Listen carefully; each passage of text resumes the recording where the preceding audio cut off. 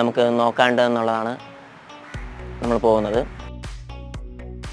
അപ്പോൾ ഇതിലാദ്യമായിട്ട് നമ്മൾ ശ്രദ്ധിക്കേണ്ടതെന്ന് പറഞ്ഞാൽ ഡോഗ് കിടക്കുന്ന കേജാണ്.